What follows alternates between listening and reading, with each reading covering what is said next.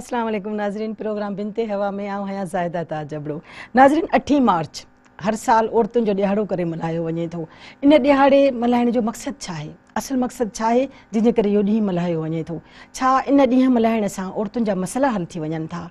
केतिरियूं समाजी ऐं सियासी तंज़ीमूं अहिड़ियूं बि आहिनि जिन इन ॾींहं ते पाबंदी हणण जो मुतालबो कयो। आख़िर इन लाइ मुतालबो छो इहो कयो वियो ऐं पाबंदी छो लॻाई इन लाइ मुतालबो कयो, या छो चयो वियो त इनखे बंदि कयो वञे? इन्हनि सभिनी ॻाल्हियुनि खे अॼोके प्रोग्राम में वाक़फ़ु कंदासीं। पर मूंखे ख़ुशी थींदी त तव्हीं मूं सां गॾु इन प्रोग्राम में शामिलु रहो। मुंहिंजे अॼोके प्रोग्राम में जेके महिमान शामिल आहिनि तिन सां तव्हांजो तारुफ़ कराईंदसि। मुंहिंजी पहिरीं महिमान आहे आलिया बख्शल, औरत अॻवान आहिनि। ऐं मुंहिंजी ॿी महिमान आहे पुष्पा कुमारी, मेंबर आहिनि सिंध ह्यूमन राइट्स कमीशन जूं। ऐं मुंहिंजी टी महिमान आहे महानूर कुरैशी, सहाफ़ी आहिनि इस्लामाबाद में। तव्हां सभिनी प्रोग्राम महिमान आयल महिमाननि खे मां प्रोग्राम में भली कार चवां थी। आलिया बख्शल, मां सभिनी खां पहिरियों सवाल तव्हां खां कंदसि त असां 8 मार्च जेको मल्हायूं था, पूरी दुनिया में मल्हायो वञे थो, हिकिड़ो इंटरनेशनल डे आहे इहो। इन जो मक़सदु छा आहे या इन जी हिस्ट्री छा आहे आख़िर? महिरबानी तव्हांजी हिन प्रोग्राम में असांखे घुराइण जी। अॼु 8 मार्च इंटरनेशनल वर्किंग वुमेन डे आहे। महिनत कश औरतुनि जे ॾिहाड़ो मल्हाइण जो हुयो, जेको तंहिं दौर में 1917-18 वारे दौर में जॾहिं सोशलिज़म जो उभार हुयो, तॾहिं उहो औरतूं 100 मुल्कनि जूं औरतूं मुख़्तलिफ़ उन्हनि कॉन्फ्रेंस कई हुई ऐं इहो चयो त जीअं ऐं 1 मई जी बि तहरीक या उहो ॾिहाड़ो बि उन सां ई सड़ायल आहे। त बा औरतूं जेके आहियूं, जेको असां पोरियो कंदड़ औरतूं आहियूं, वर्कर औरतूं आहियूं, पोरियो जी त हाणे मुख़्तलिफ़ सूरतूं, इहो हिकिड़ो वरी हाणे नओं बहस आहे। पर वर्किंग वुमेन डे जे हिसाब सां त जेको असांजो इस्तिसाल थिए थो माशी तौर ते, असांखां जेको सरमाएदारी असांखे जेको वेज ॾिए थी लेबर जी मोट में, असां जेको पोरियो ॾियूं था पंहिंजो जिस्मानी, उन में टाइम जो मामिलो हो उहो हुजे, असांखे ओल्ड एज बेनिफिट मिलनि, ऐं जेके असांखे लेबर लॉज जे तहत मज़दूर एक्सेप्ट करे हीअ रियासतूं, इन जे करे 100 मुख़्तलिफ़ मुल्कनि जूं औरतुनि कॉन्फ्रेंस कई ऐं उते इहो इंटरनेशनली ॾींहुं वर्किंग वुमेन डे, महिनत कश औरतुनि जो ॾिहाड़ो मल्हाइण जो फ़ैसिलो थियो। ऐं तॾहिं खां वठी इहो सदियूं गुज़रियूं वई आहे। मुंहिंजे ख़्याल में हीअ साल 118 अलाए 117 अलाए 120 ॾिहाड़ो अथसि, त इहो मल्हाइजे थो, सॼी दुनिया मल्हाईंदी आहे, इहो सिर्फ़ु पाकिस्तान में न। असांजो पोएं अरसे खां कुझु मतिलबु 5-7 सालनि खां औरत मार्चिस थियनि थियूं, या ज़ाहिर सरमाएदारी जीअं जीअं पंहिंजी शक्ल इख्तियार करे थी, औरत घर खां ॿाहिरि निकिरे थी, त ज़ाहिरा पंहिंजे माशी जेको हुनजो जबर थिए थो, इस्तिसाल थिए थो, ऐं पोइ जेको घर खां ॿाहिरि निकिरे थी हरासमेंट खे मुंहुं ॾियणो थो पवेसि, उन सभिनीनि जे ख़िलाफ़ उहा इन ॾिहाड़े सां सड़ायल पंहिंजो ॾींहुं मल्हाइण जी ॻाल्हि करे थी। ऐं पोइ असां वटि जीअं ज़ाहिरी ॻाल्हि आहे, असां वटि मज़दूर जी हालत माशी तौर ते तमामु घणी बस पाई में आहे। उन में अगरि औरतुनि जी ॻाल्हि कयूं त मां लास्ट टाइम बि इन प्रोग्राम में ॻाल्हि रखे वई हुअमि त वर्ल्ड बैंक जा ई अंग अखर आहिनि त सिंध ऐं बलूचिस्तान जी औरत कांगो ऐं सोमालिया खां वधीक माशी बहरान जी शिकार आहे। त पाकिस्तान में 75% सिंध में जेको आम माण्हू आहे बिलो पॉवर्टी लाइन आहे, $1-2 बि रोज़ नथो कमाए। हेल्थ जे हिसाब सां, तौलीदी सिहत जे हिसाब सां, एजुकेशन जे हिसाब सां असां वटि तमामु घणी तबाही आहे। ऐं इन ॾींहुं असांजा इहे ई मुतालबा हूंदा आहिनि त असांजो जेको जबरी पोरियो आहे उहो जेको लेबर लॉज में नथो अचे। असां वटि तक़रीबन कोई 73% पाकिस्तान में औरतूं होम बेस वर्कर कमु कंदियूं आहिनि, जेको कंहिं लेबर लॉज जे कानून में नथो अचे, ऐं हर साल 9% उनजो वाधारो थो थिए। ऐं उहो कंहिं बि जॾहिं हुनजो जिस्म उहो पोरियो करण जी सघ कोन रखंदो त पोइ हू किथां बि हुनखे ओल्ड एज बेनिफिट कोन मिलंदो, हुनजी सिहत जे लाइ हुनखे कोन मिलंदो। असांजे हैदराबाद में 2 खां 2.5 लख, चवनि था तक़रीबन को 4 लख मज़दूर आहिनि चूड़ी वर्कर, तंहिंमां 2.5 लख औरतूं ऐं ॿार आहिनि। सही। सो असां इन्हनि जे हक़नि जे लाइ पंहिंजे हिते उहा ॻाल्हि ॿोल रखंदा। बिल्कुलु। पुष्पा कुमारी, तव्हां ह्यूमन राइट्स कमीशन जा मेंबर आहियो, ऐं तव्हांखे छा थो लॻे त हिन ॾींहं जे मल्हाइण सां छा औरतुनि जा उहे जेके हक़ आहिनि छा उहे उन्हनि खे मिली सघनि था? या जीअं असांखे ॻाल्हि करे थी आलिया त चए थी त हिन ॾींहं जी जेका हिस्ट्री असां ॾिठीसीं त उन में हिकिड़ी वर्किंग वूमन जे हवाले सां बि ॻाल्हि कई वई त कीअं औरत कम लाइ निकिरे थी या मज़दूरी करे थी या उनखे उन उते हक़ मिलनि, पर हिन वक़्तु जेको असांजो औरतुनि जो आलमी ॾींहुं मल्हायो वञे थो उन में ओवरऑल औरतुनि जे हक़नि जी ॻाल्हि थिए थी। छा इहे हक़ उन्हनि औरतुनि सभिनी खे मिली चुका आहिनि, मिली रहिया आहिनि हिन ॾींहुं मल्हाइण सां? ॾिसो, मां आलिया जी ॻाल्हि खे सेकेंड कंदसि त 1908 में हिकिड़ी डिबेट हली हुई त औरतूं जेका आहे गॾिजी हिकिड़ो अहिड़ो 1908 ऐं 1909 में हिकिड़ी अहिड़ी हिकिड़ो उन औरत जेका आहे पंहिंजे वोटिंग राइट्स लाइ, पंहिंजे वोट जे हक़ लाइ ऐं उन्हनि जे लाइ हिकिड़ो मार्च कयो। 15,000 औरतूं जेका आहे न्यूयॉर्क सिटी जी तरफ़ मार्च कयो ऐं उहो पंहिंजे हक़नि लाइ सिर्फ़ु इन लाइ निकितियूं हुयूं त उन वक़्तु जेका उन जा डेली वेजिस आहिनि या उनजी जेका उजरत आहे उहो उनखे जेका आवर्स हुया, उन जा कलाक हुया, उन्हनि जे मुताबिक़ न पिया ॾियनि त उन्हनि जे लाइ उहो पंहिंजे हक़ लाइ विड़ियूं हुयूं ऐं मार्च कयो 15,000 औरतुनि। 1909 जी ॻाल्हि आहे इहो। 1911, 12, 13 ताईं इहो हिकिड़ी डिबेट हली।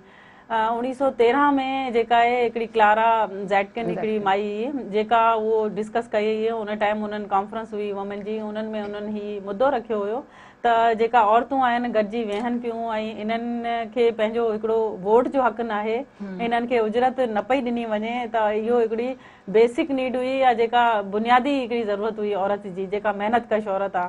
त तव्हां इन्हनि जी शुरूआति ॾिसो, जेका 8 मार्च जी उहो हुई उजरत जी। त असां सम्झूं थियूं त इहो 8 मार्च जॾहिं इहो मल्हायो वेंदो आहे, पहिरीं 23 फरवरी ते मल्हायो वियो हो ऑस्ट्रिया में, डेनमार्क में पहिरीं दफ़ा। पोइ बाद में इहो तय थियो त यूनाइटेड नेशन 1975 खां इहो जेका आहे 8 मार्च ते जेका आहे इहो ॾियारो मल्हायो वेंदो आहे। ऐं इन्हनि ॾियारे मल्हाइण जो मक़सदु आहे जेका हींअर 2022 जी थीम रखी आहिनि जेंडर बाइस ते, त तव्हांजी जेका जेंडर इक्वलिटी न आहे, सिर्फ़ु औरत हुअण जे करे तव्हांखे तव्हांजा राइट्स न पिया मिलनि त इहो हिकिड़ी जेंडर इनइक्वलिटी आहे। मां सम्झां थी त असांखे हिन टाइम ते जेका हीअ थीम रखी आहे इहो तमामु अहम ऐं वक़्त जी ज़रूरत आहे त हिकिड़ी औरत हुअण जे नाते तव्हांखे जॾहिं उजरत नथी मिले, तव्हांजी महिनत जो उजूरो नथो मिले ऐं हिन खां अलावा तव्हांखां जेका डिस्क्रिमिनेशन थिए थी, छो जो तव्हां औरत आहियो, उहो जेका डिस्क्रिमिनेशन आहे उहो न थियणु खपे। जेका उन दौर जी औरत जेका आहे उहो सुजाॻ हुई, त अॼु जी औरत जेका आहे उहो घणी सुजाॻ आहे ऐं उहो सम्झे थी त मुंहिंजा राइट्स छा आहिनि ऐं मां पंहिंजे राइट्स लाइ जॾहिं 8 मार्च ते असीं निकिरूं थियूं त असांजे जेका हथनि में बैनर हूंदा आहिनि तव्हां उन्हनि में बि ॾिसो त उहो इहो ई हूंदी आहे त असांजो उजूरो मिले, असांजी महिनत असांखे वापसि मिले ऐं असांखे डिस्क्रिमिनेटरी जेका एक्शन आहिनि जेका हिन सोसाइटी ऐं हिन समाज में आहे, हिकिड़ो औरत हुअण जे नाते जेका कारोकारी अॼुकल्ह थी रही आहे, कारोकारी जा जेका केतिरा वाक़िया हींअर थी रहिया आहिनि, त इहो हिकिड़ी औरत जे लाइ त उहो सुजाॻ थिए ऐं पंहिंजे जेका कानून हींअर पास थिया आहिनि, तमामु अहम कानून हींअर पास थिया आहिनि, कारोकारी वारो कानून आहे, पर उहो कानून जी जेका पहुच आहे हुन औरत ताईं न आहे। त इहो हुननि जी औरत जी पहुच ताईं हुजणु खपे ऐं जेका नाइंसाफ़ी थी रही आहे त उहो नाइंसाफ़ी जेका आहे उहो जस्टिस हासिल करण जे लाइ उहो ॿाहिरि निकिरे थी। ऐं मां नथी सम्झां त 8 मार्च जो ॾींहुं असांजो ॾींहुं आहे ऐं हुननि में औरत जेका आहे उन्हनि खे सुजाॻ थियण जी बिल्कुलु ज़रूरत आहे। सही। महानूर कुरैशी, आप क्या समझती हैं? आप एक जर्नलिस्ट हैं और आपको क्या लगता है क्या इस दिन मनाने से वो मकासद हासिल हो रहे हैं औरतों को? बेसिकली सबसे पहले तो बहुत शुक्रिया कि आपने मुझे मौका दिया इस पर बात करने के लिए। अगर मैं एज अ जर्नलिस्ट बात करूं तो हम एज अ जर्नलिस्ट किसी एक तरफ होते नहीं है कि क्या ये दिन मनाना चाहिए या नहीं मनाना चाहिए। एक न्यूट्रल ओपिनियन हमारी होती है कि बेसिकली मनाया जा रहा है तो हो क्या रहा है। जब से ये दिन मनाना शुरू किया है, मैं पाकिस्तान के हवाले से बात करूंगी, इस पे कुछ बैनर उठा के खवातीन ने मार्च की, तो बहुत से लोग जब क्रिटिसाइज कर रहे थे और इस पर बहस कर रहे थे तो हमें अंदाजा हुआ कि जिन चीजों को हम बहुत क्रिटिसाइज कर रहे हैं उससे सफर तो हम सारी खवातीन कर रही हैं। कहीं ना कहीं जो खवातीन बाहर निकल के काम कर रही हैं, घरों में काम कर रही हैं या अपना बिजनेस कर रही हैं, हरेसमेंट है, हम वो सब फेस कर रहे हैं, या हमें कम तनख्वाहें दी जा रही हैं, वो भी हम सब फेस कर रहे हैं। पोस्ट कन्वर्जन देखें आप तो वो भी मर्दों की ज्यादा नहीं हो रही, खवातीन की ही हो रही हैं। रेप केसेस सामने आते हैं तो वो भी खवातीन के ज्यादा हो रहे हैं। तो कहीं ना कहीं चाहे पढ़ा लिखा तबका है या हम जो वो उन खवातीन के हवाले से बात करें जो तालीम याफ्ता नहीं है, मसाइल तो सबके सेम है। तो जब हम बात करना शुरू करते हैं मसाइल पे, मार्च करते हैं या बाहर निकलते हैं, इवन अगर हम बाहर नहीं भी निकलते, इस दिन की अहमियत जानना शुरू हो गए हैं हम, तो मेरे ख्याल से कि ये पहला स्टेप है। खवातीन को पता चल रहा है कि ये हमारे हकूक है, हमें मिलने चाहिए। सबसे बड़ा मसला तो तब होता है कि जब हमें पता ही नहीं होता कि ये हमारा हक है और हम जो है इस चीज में जिंदगी गुजार रहे होते हैं कि इट्स ओके अगर हमें कोई मार भी रहा है, हम पे जुल्म भी कर रहा है तो इट्स ओके। लेकिन अब ये जो मार्चेस हो रही हैं, ये जो गैदरिंग्स हो रही हैं, जिस तरह के प्रोग्राम्स हो रहे हैं टेलीविजन पे, हम खवातीन बैठ के बात कर रही हैं और एक तरह से हम इंटरकनेक्टेड हैं। चाहे सिंध की कोई खवातीन है, मैं इस्लामाबाद से ताल्लुक रखती हूँ, तो आई एम श्योर कि हम सबके मसाइल सेम है। अब हमने इस पर बोलना शुरू किया तो with the passage of time इसका ट्रिकल डाउन इफेक्ट होगा और इससे फायदा भी होगा, लेकिन ये अभी इनिशियल स्टेप है और ये बहुत इंपॉर्टेंट स्टेप है। सही। नाज़रीन, प्रोग्राम जारी आहे पर वठूं था हिकिड़ो नंढड़ो ब्रेक। मेहरान सां गॾु रहिजो।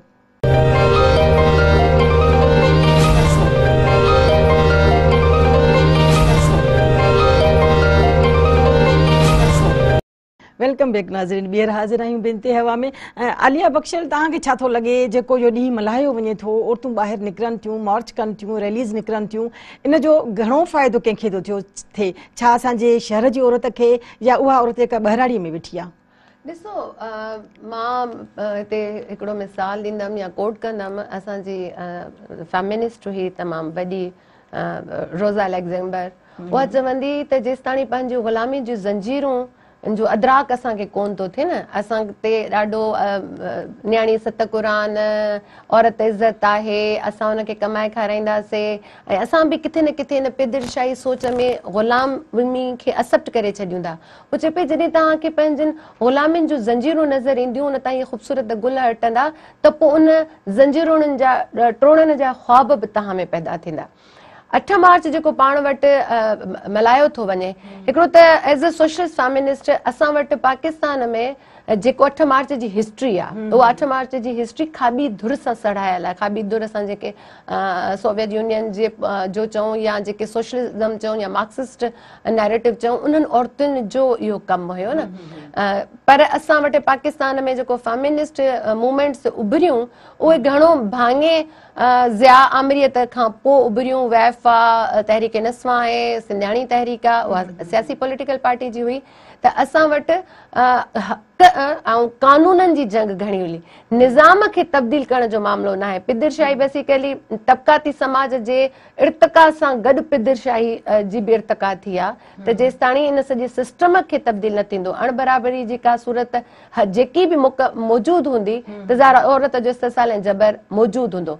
पर हाणे असांजो हिकिड़ो वॾो नारो आहे, जेसिताणी इहो सरमाएदारी निज़ाम साम्राजी सिस्टम टुटे, त पोइ छा जेको असां अॼु जूं औरतूं हरासमेंट जी सूरत में, छो जो अगरि जेकी औरतूं वर्क कनि थियूं मुख़्तलिफ़ प्लेस ते, मुख़्तलिफ़ इदारनि में, उते हरासमेंट जे इशू जे करे कुझु अंग अखर इदारे जा आहिनि, त 53% औरतूं पोइ पंहिंजो उहो वर्क प्लेस तां पाण खे इस्तीफ़ा ॾेई ऐं पाण खे उतां निकिरी थियूं वञनि। पहिरियां हेॾो मुआशी बहरान आहे जिते हिकिड़े मर्द जी कमाईअ सां पूरी कोन थी थिए। ॿी सूरत में जीअं मुआशी बहरान वधियो आहे, त उहा फ्रस्ट्रेशन मार जी सूरत में औरत ते निकिरे थी। घरू तशद्दुद मां न चवंदसि, इन खे बि समाजी या पिदरशाही तशद्दुद मां चवंदसि, उहो वधियो आहे। एजुकेशन वारे इदारनि में पाण पोएं अरसे में ॾिसूं त हिकिड़ियूं त ॿाराड़ीअ जी जेकी हारियाणी आहे, उनजी त अञा वधीक हालत ख़राबु आहे। पाणी न हुजण जी सूरत में, ॿिज कंपनी जी सूरत में, उहो जेको कल्चरली नथो अचे ऐं ॿिज सही नथा अचनि, फसल जो रेट सरकारी तौर ते मुक़ररु नथो थिए, त उन औरत जो पोरियो मूंखे या हारी खे त कुझु नथो मिले, त हारियाणी जी हालत अञा ख़राबु आहे। वरी असां वटि मेगा प्रोजेक्ट जी सूरत में जेकी डिस्प्लेसमेंट थी आहे, उन मां जेकी औरत पोइ शहर ॾे आई आहे, शहर में पाणी बि पैसनि सां वठिणो थो पए, रिहाइश बि पैसनि सां आहे, ऐं उहो जेको कल्चर आहे उनजो, उनजी जेकी धरतीअ सां जुड़त आहे, इहो त समाज जा उहे वसीला आहिनि जिन खे औरत अवेल करे थी या नथी करे सघे। न, इहो फ़ाइदा न असां समाज खां ॿाहिरि त इन्हनि जो रैलीज़ सां कहिड़ो रैलीज़ सां इन करे त असां उन में इहे डिमांड रखंदा आहियूं त बाबा जेके औरतूं आहिनि वर्कर कंहिं बि फैक्ट्री में कमु कनि थियूं या घर में पोरियो कनि थियूं, हाउस वाइफ आहिनि। असांजे पाकिस्तान में आबादी में कोई 2 करोड़ 10 लख हाउस वाइफ आहिनि। इहो जेको पोरियो आहे, इहो पोरियो गुम आहे समाज मां। पर छा समाजी पोरियो जंहिंमें जहाज ठाहिणु हुजे, जंहिंमें कैमरा ठाहिणु हुजे, जंहिंमें ॿिया वॾियूं वॾियूं कंपनियूं आहिनि, छा इन हाउस वाइफ जे पोरे खां समाजी पोरियो मुमकिन आहे? त इहो पोरियो बि पोरे में शामिल कयो वञे। त इन में असांजा करारदातूं, असांजूं डिमांड, असांजा स्लोगन्स, असांजा नारा हूंदा आहिनि त जीअं जी असा के लगे जी पुष्पा गाल कई त जडे असा के हुंदी खबर त केड़ा लास पास थियन जी महानूर गाल कई त पोई त असा घुर कंदा से बिल्कुल घुर कंदा से त हासिल थिंदो सही। अच्छा हलूं था असां पुष्पा कुमारी ॾांहुं। पुष्पा छा थो लॻे तव्हांखे, छा इहे जेको सभु कुझु थिए थो, इहे जेके असां वटि सेमिनार्स अचनि था, रैलीज़ अचनि थियूं, वॾा वॾियूं कॉन्फ्रेंसिस थियनि थियूं, छा उन सां असांजी औरत जेका सिंध जी ख़ासि तौर ते औरत मां चवंदसि उन में का ख़ुदिमुख़्तियारी आई आहे या अॼु ताईं बि उहा उते ई आहे त पंहिंजे घर जो फ़ैसिलो बि पाण कोन थी करे सघे, फ़ैसिला साज़ीअ जी हुन में कुवत कोन्हे का, ॿाहिरि निकिरण जी हुन में ॻाल्हाइण जी कुवत कोन्हे का, या कंहिंसां ॻाल्हाइण में मुक़ाबिलो करण जी, आमदनी हासिलु करण जी हुन में कुवत कोन्हे का, इहे सभु ॻाल्हियूं छा ख़ुदिमुख़्तियारी में अचनि थियूं ऐं छा उहा हासिलु करे सघी आहे? 8 मार्च जो ॾींहुं जेका आहे उहो जॾहिं हर साल मल्हायो वेंदो आहे त मां ॾिसां थी त 20 साल अॻु जी ॻाल्हि आहे त मूंखे 20-25 साल अॻु जी ॻाल्हि कयां त मूंखे मां एज़ ए यूनिवर्सिटी स्टूडेंट मां ॾिसां थी त उन टाइम ते 8 मार्च जो कॉन्सेप्ट छा हो ऐं 8 मार्च ते असां ॾिजंदा हुआसीं त रैली में कीअं वेंदासीं। पर हाणे जेका आहे मां पंहिंजे ॿारनि खे या जेका हाणे असांजी फ्यूचर जनरेशन आहे उन्हनि खे ॾिसां थी त उहो जेका छोकिरियूं आहिनि उहो हाणे ॻाल्हाइनि थियूं, उन्हनि जी ज़बान अची वई आहे, उन्हनि खे ॻाल्हाइण अची वियो आहे त मुंहिंजे जॾहिं मां हैरस थींदसि तॾहिं मां ज़रूरु अॻिते किथे मां कंहिं बि फ्लोर ते ॻाल्हाए वेंदसि। उहो हैरसर बिल्कुलु फ़ाइदो थियो आहे, उहो हैरसर जे साम्हूं बीहे थी। तव्हां अॼु बि ॾिसो त सिंध जी न्याणी जेका आहे उहा हैरसर जेका बि हूंदा आहिनि उन्हनि जे साम्हूं बीहे थी। मुख़्तलिफ़ केसिस थिया आहिनि उन्हनि में, तव्हां ॾिसो हाणे मां हींअर पाकिस्तान जी कुझु औरतुनि जा नाला न पई खणां पर मां उहो ॾिठो आहे न्याणियूं जॾहिं आहिनि उहो बीही थी रहियूं आहिनि इनजस्टिस जे ख़िलाफ़ या नाइंसाफ़ जे ख़िलाफ़। त इहो 8 मार्च जो ई समर आहे त असां जेका आहे जॾहिं उहो नारा उहो स्लोगन जॾहिं असीं मुख़्तलिफ़ चैनल्स ते ॾिसूं था, जीअं असांजा मुख़्तलिफ़ चैनल प्रमोट था कनि तॾहिं उहो ॿुधाईंदा आहिनि त असांजी न्याणियुनि खे शऊर आयो आहे। ऐं जेका हाणे अॼुकल्ह जी औरत आहे उहो बिल्कुलु बाख़्तियार आहे, एम्पावर आहे। त तव्हां ॻाल्हि कई न त असांजी ॿाराड़ी में इहो जेका आहे इहो शइ छो नथी पहुचे।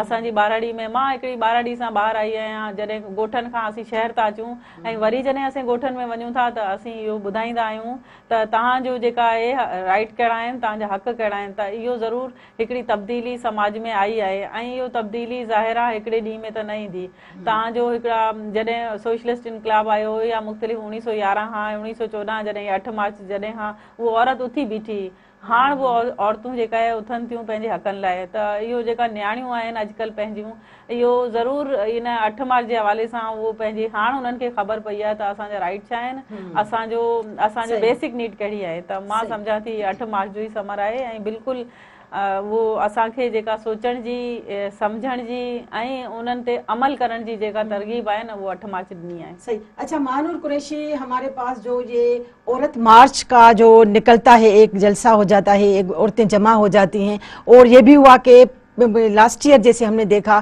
कि औरत मार्च पर पाबंदी लगाने की बात हुई थी। आप क्या समझती हैं कि ये बात क्यों की गई, ये मुतालबा क्यों किया गया? देखिए, औरत मार्च पर पाबंदी लगाने की सबसे बड़ी वजह ये है जो हमारा माइंड सेट है। वही लोग अब हमारी पॉलिटिक्स में भी है, हमारी मजहबी जमातों में भी है। औरत खुद मुख्तार होती हुई कभी भी बर्दाश्त नहीं हुई, कभी भी औरत अपने हकूक के बारे में बात करते हुए बर्दाश्त नहीं होती। अगर खवातीन बाहर निकलेंगी, एक दूसरे से मिलेंगी, एक दूसरे के साथ अपने मसाइल शेयर करेंगी, एक दूसरे को हेल्प आउट करेंगी उन मसाइल से निकलने के लिए, तो एक पढ़ी लिखी औरत एक इस माशरे के हवाले से देखा जाए तो उसको थ्रेट समझा जाता है। इसी वजह से उसको इनिशियल लेवल पे, जिस तरह हमने पहले बात की कि ये इनिशियल लेवल है खवातीन के हकूक को समझने का कि हम इस पर बात करें, इनिशियल लेवल पे ही उसको दबाया जाता है, उसको मना किया जाता है कि औरतें बाहर ना निकलें। अब हर डेमोक्रेसी में, हर जमहूरी मुल्क में, चाहे वो लेबर डे हो, चाहे वो डेमोक्रेसी रिलेटेड कोई दिन हो या हुकूमत के लिए किसी ने कुछ भी जो भी प्रोटेस्ट होते हैं या हुकूमत के अगेंस्ट प्रोटेस्ट होते हैं, हर चीज के लिए एहतजाज अलाउ होता है, हर चीज के लिए मार्च करना अलाउड होता है। तो औरतें क्या अपने दिन के में निकल के, यानी कि इंटरनेशनल वुमेन्स डे पे बाहर निकल के क्या वो मार्च नहीं कर सकती? क्या वो अपने हकूक को जो उनको लगता है कि नहीं मिल रहे, वो लोगों तक पहुंचा नहीं सकती कि हाँ ये हमारे हकूक है? उन खवातीन की आवाज नहीं बन सकती जिनको जरूरत है कि उनकी आवाज बनी जाए। अब अगर आप ये देखें कि फोर्स्ड कन्वर्जन्स हो रही हैं, जबरी मजहबी तब्दीली हो रही है, कम उम्र की शादी हो रही है, छोटे छोटे बच्चों के रेप हो रहे हैं। तो हम खवातीन जो ताकत रखती हैं, जो आवाज रखती हैं, जिनका एक मुआशरे में मकाम है और उनके पास इतनी ताकत है कि वो बदल सकती है मुआशरे को, हम नहीं बोलेंगे तो हम जवाबदेह हैं इस चीज के, और हम जालिमों में शुमार हो रहे हैं। तो जब हम बाहर निकलते हैं तो जो जालिम इंसान है वो डरता है, और जब वो डरता है तो वो कोशिश करते हैं कि हमें रोका जाए। इसी वजह से खवातीन के हकूक को कभी भी प्रमोट नहीं किया गया। अगर आप बैनर्स के हवाले से बात करें कि ये खवातीन बाहर निकल के बेहूदगी मचाती हैं, इस तरह की बातें लोगों ने की, या जो बैनर्स पे बात होती है, क्या वो आपके मसाइल नहीं है, या वो मेरे मसाइल नहीं है, या वो हर खातून के हर एज ग्रुप के मसाइल नहीं है? बिल्कुल सही, हम अगर बिल्कुल ठीक कहा आपने। जी जी जी हाँ, नाज़रीन वक़्तु थियो आहे हिकिड़ी नंढड़ी साईअ जो, असां जल्दी मोटूं था, असां सां गॾु रहिजो।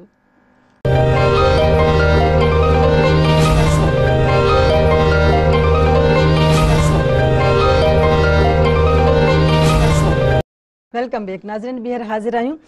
आलिया, छा था सम्झो जेके रैलीज़ निकिरनि थियूं औरत ॾियारे जे हवाले सां, त उन जो असांजे मुआशरे ते कहिड़ो असरु पियो, या उहे मक़सद मिली विया उन्हनि खे? ॾिसो, कंहिं बि ॻाल्हि जे लाइ जेसि ताणी पाण अमली तौर ते तॾहिं ईंदा आहियूं जॾहिं पाण उन ते पहिरियों बहस कंदा आहियूं। पोएं अरसे खां, पोयनि 5-7 सालनि खां जेके औरत मार्चिस थियनि थियूं, औरत आज़ादी मार्च या मुख़्तलिफ़ कॉन्फ्रेंसिस, अॼु बि इस्लामाबाद में औरत आज़ादी जलसो आहे असांजी तंज़ीम जो, WDF जो, ख़ासि तौर ते प्ले कार्ड्स जेके उन ते खयां विया, उन्हनि जो छा असरु पियो ॾिसो, समाज ते? हर असां वटि हर माण्हूअ जो पंहिंजो नैरेटिव आहे। प्ले कार्ड जेके खयां विया उहो उन क्लास जी, जीअं महानूर बि ॻाल्हि कई, त जेकी वर्किंग क्लास सां तालुक़ रखे थी उहा बि पोरियो करे थी, या किथे ऑफिस में ई कमु करे थी, ऐं मुड़ुस बि करे थो, ऐं जॾहिं घर में वञूं था त साॻो ज़ाल जी हैसियत में जेको अलहामी तौर ते असां ते कमु आहे, त पोइ उहा चए थी खाना ख़ुदि गरम करो या जोराबे ख़ुदि ढूंढो। त पोइ ज़ाहिर छो जो ॿई पोरियो ॿार कनि था ऐं घर मोटी अचनि था, त घर जो बि बोरियो बराबरी जे हिसाब सां मर्द जो बि फर्ज़ आहे उहो बि कमु करे।